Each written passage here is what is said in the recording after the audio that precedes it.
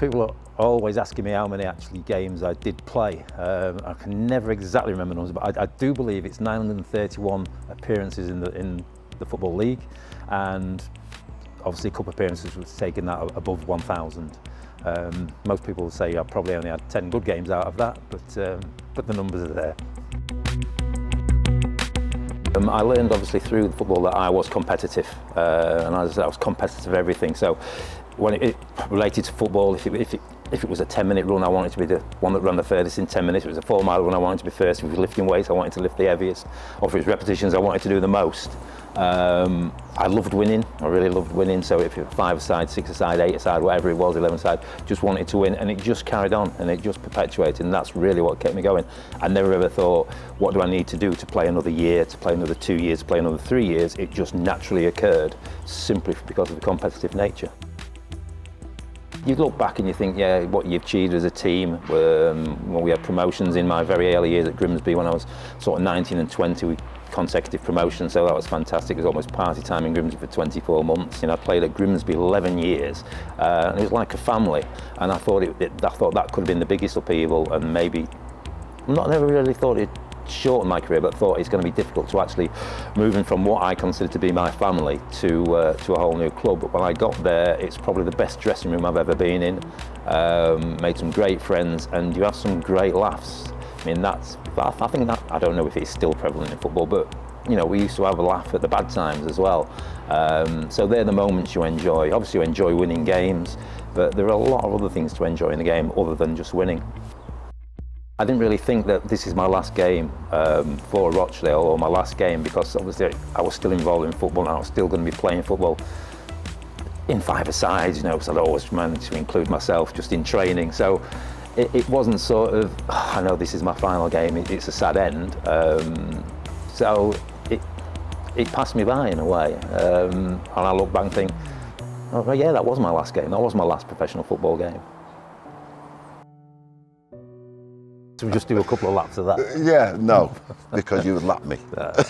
What, in two? Again. I actually never knew I was any different to anybody else.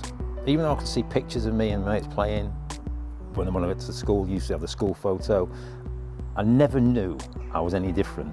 Even though you can look at it and think, well, yeah, I've got an afro there and I'm stood there and you obviously pick me out. I didn't pick me out thinking, I'm so obviously black and they're all white.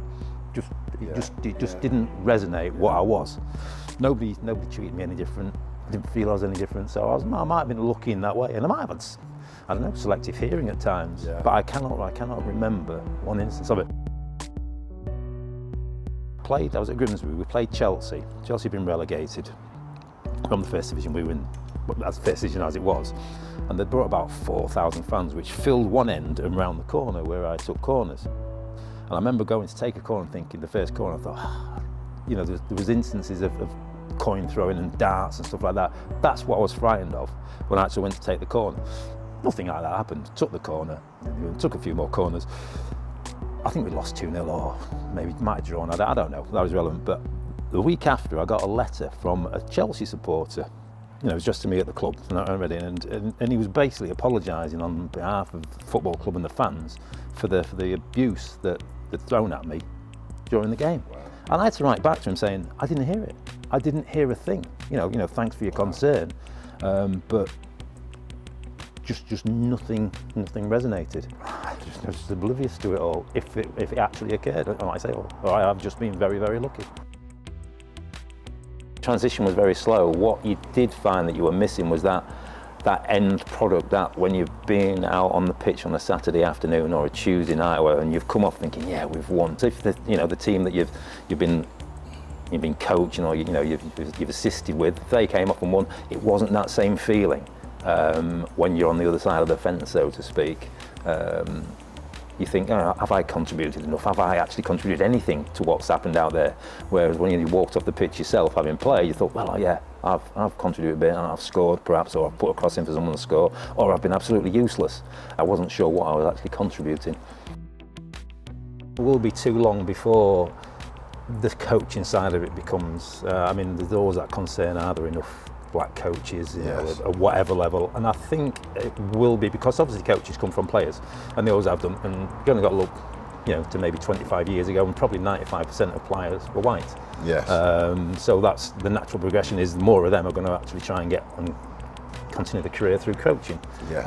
But now I think when you get to somewhere around 50-50, which I don't think is that too far away, you're going to get more from both sides. There are going to be more black people wanting to be coaches and managers there. When I was playing, the good black players, especially at the end of my career, I always thought they'd make a great coach, but none of them wanted to take that That's step the other thing, yeah. because they knew that actually there was too big a barrier. Yeah. So they didn't bother, and we lost so much intelligence and knowledge of the game through players. Sitting alongside the honour of the MBE, which for me, which I hold in the self-esteem, is the Merit Award I see from the PFA. Again, for basically playing a lot of games, but to see the names that are actually, or the recipients I should say, of that award prior to myself, it just stunned me, and I think I managed to get a few words out on the night, but it's something that will live long in the memory, and the glassware that I received for it just sits proudly on my desk in my office.